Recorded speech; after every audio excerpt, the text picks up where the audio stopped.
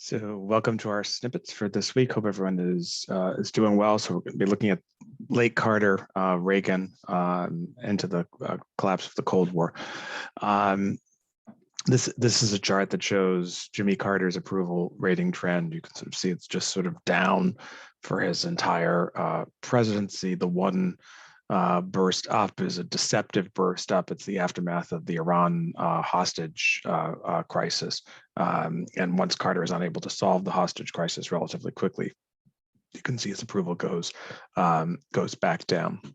I think in terms of what ultimately dooms Carter is just a terrible period in the U.S. economy. There's very, very high inflation. There's very high interest rates. There's high unemployment. The economy is just it's at its post World War II worst in Carter's last 2 years in office.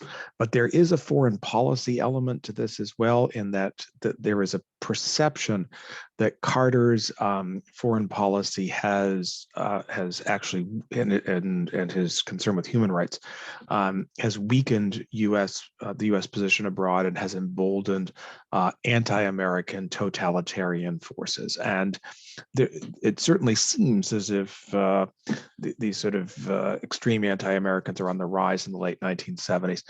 So this is Daniel Ortega, the once and now future, those of you who follow Central American politics. He's going to be coming, he's back in office. He's imprisoning all of his foes. He's really a winner.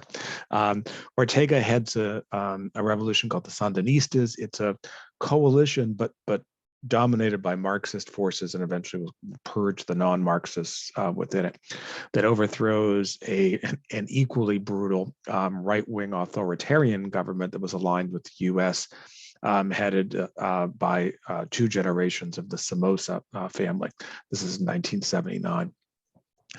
Also in 1979, the Shah of Iran is overthrown in an Islamic revolution, which the CIA had notoriously failed to predict, and leads, after a period of political instability in 1979, culminates with the taking of hostages in the U.S. embassy in Tehran. And it's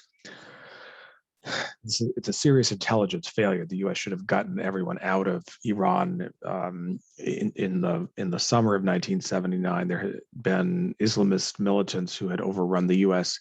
embassy in Islamabad, Pakistan, at about this in the summer of '79 too. The Pakistani government did what all governments in these circumstances are supposed to do, and that is that they rescued the diplomats. Technically, under international law, an embassy is the sovereign territory of the country who has the embassy. So this is U.S. territory, and the host government has an obligation to safeguard the security of the embassy. But the Iranian government didn't do this. Instead, hardliners within the Iranian government, headed by the Ayatollah Khomeini, saw this as an opportunity to purge more moderate factions within the post-revolutionary regime. And ultimately, the hostages will not be returned until early 1981. There is no equivalent episode to this in sort of modern world history. There are huge economic problems. This is a chart of the U.S. gross domestic product during the 1970s. You can see it's basically terrible for the entire decade, and that kind of catches up to Carter. And then this surge of seeming weakness by the United States culminates when the Soviets invade Afghanistan after a pro-Soviet left-wing government is threatened with overthrow. Unlike Iran and Nicaragua, where there were U.S. policy failures leading up to these events, in Afghanistan, the U.S. had no real presence in Afghanistan. It wasn't as if the U.S. could really do very much to sort of prevent the Soviet invasion. But the impression within the public, again, is that Carter's weakness causes for this. So you have this president who seems sort of out of position internationally. It's not helped by the fact that Carter's solutions to these problems just seem to be very, very weak. For instance, with Iran, he freezes the financial assets of the Iranians. The Shah's government had lots of money in U.S. Bank accounts. Carter freezes those, but doesn't really do very much else. With regards to the Soviet Union, to punish the Soviets for invading Afghanistan, Carter announces that he's going to boycott the 1980 Summer Olympics Games, which were held in Moscow. But at the end of the day, the main people punished by this are the American athletes who are denied the opportunity to compete. This is a map showing the sort of wave of Olympics boycotts in the 70s and early 80s. So the process actually began in 1976. You see all of these yellow countries, almost all of them are in Africa, who boycott the 1976 Olympic Games in protest to the fact that the then apartheid government of South Africa was still allowed to compete in the Olympics. And in the aftermath of this, South Africa was kicked out of the Olympics until apartheid is dismantled. Then in 1980, Carter comes up with the idea of a boycott. But as you can see, most of the countries in Western Europe, most of the countries in Central and South America, Australia, India choose not to boycott. That is, they send their athletes. In Europe, West Germany boycotts, and Norway, but the British and the French and the Spanish, the Italians all send athletes. So the policy as a policy was a disastrous failure. And the image of the policy is of a president who's trying to do these sort of token things to compensate for the fact that he doesn't really know how to stop the American slide in international affairs. And it is in that environment that Ronald Reagan emerges. Reagan, remember, had challenged Gerald Ford for the Republican nomination in 1976. He challenges Ford from the right. In 1980, he's the front runner. He initially stumbles in the New Hampshire primary, in the Iowa caucuses, and then comes back in the New Hampshire primary and wins. And after that, basically, sweeps the remaining states. He wins 44 out of the 50 state primary or caucuses.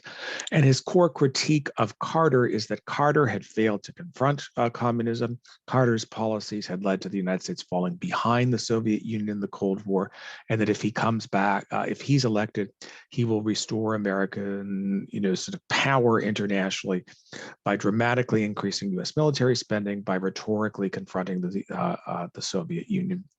And this is a message that resonates with the public. Here's the map of the 1980 election. Carter only wins 6 states. His home state of Georgia, his vice president's home state of Minnesota, and then what were then the 4 most Democratic states in the country: Hawaii, Rhode Island, Maryland, three states that remain very, very Democratic. And then of all places, West Virginia, which is now one of the most Republican states in the country. It's a reminder that states, politically shift over time. American politics is not static. And Reagan comes in.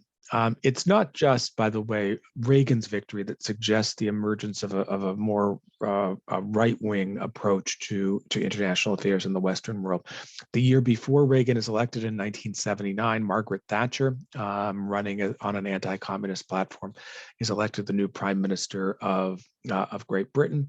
And then shortly after Reagan is elected in West Germany, Helmut Kohl will be elected on the Christian Democratic Party ticket, running as a right-of-center candidate. Only in France in the Western world does the left continue to have some prominence. The French elect a Socialist Party candidate named Francois Mitterrand as their president, but Mitterrand, it turns out, is quite anti-Soviet as well. So it's important to remember that we're focused here on the United States, but this is a broader pattern and a broader decline of the left within Western democracies in the late 1970s.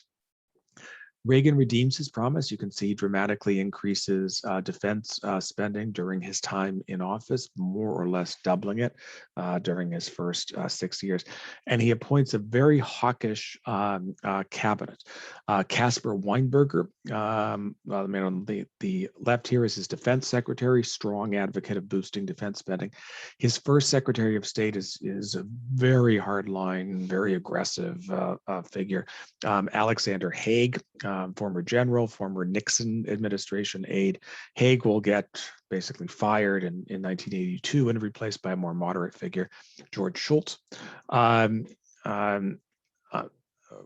Reagan appoints as his UN ambassador, the first woman ever to serve as a US ambassador to the UN, Jeane Kirkpatrick, a former Democrat, a professor of international relations, who had published an important article called Dictatorships and Double Standards, in which she had argued that Carter's human rights policy was weakening U.S. security, that the choice, she argued, oftentimes in Latin America or in Africa or in Asia was not between a democratic government and a non-democratic government, where Carter was saying, we're going to promote democracy, but instead between a right-wing authoritarian government that might eventually lead to more respect for human rights, and a left-wing or Islamist totalitarian government that would never become democratic. And she argued that Carter, by pressuring these right-wing authoritarian regimes, was actually paving the way for the coming to power of hardline anti-American totalitarian governments. And Kirkpatrick's policy, I think, was largely disproved. I mean, the communist countries eventually collapse, and in her argument, totalitarian countries were never going to become democratic. But it's a very, very powerful critique at the time. And Reagan also installs, as the director of Central Intelligence, his 1980 campaign manager, a guy named William Casey, who's a great advocate of covert operations. And because he has this political connection to Reagan, he's an extraordinarily powerful director of Central Intelligence, will be there for 6 years. So the basic thrust here is that Reagan has appointed a quite hardline cabinet committed to waging the Cold War more aggressively against the Soviet Union. And that's our first snippet for this week.